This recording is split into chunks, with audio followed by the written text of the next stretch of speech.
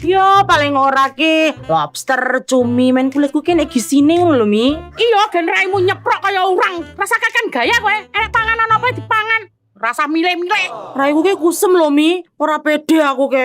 Halah, kowe iki wong wedok, kudune iso carane ngrawat rai ke piye? Aku ki yo ngrawat lho, Mi. Tapi embuh dadine kok malah kaya ngene. Mbok kaya aku, umur sakmene jek nganggo skincare, ijek kenceng, wani engko ditarungke karo raimu aku. Skincare glepung, Mi. Glepung diasmu ki to. Iki mang lho aku pesen skincare nggone Juni. Iki mang lho wonge bar masang status promosi ning WA. Skincare opo lho, Mi? Alah mbuh, skincare apa yo? Pokoke emang enek jenenge Junjun Beauty ngono lho. Yun Beauty hebat. Cok, malah bombongi. Kalau anake Bandono liyane tobrut, raine lho iso mulus-mulus. Jare nganggo skincare wis setahun iki oleh gawe dhewe.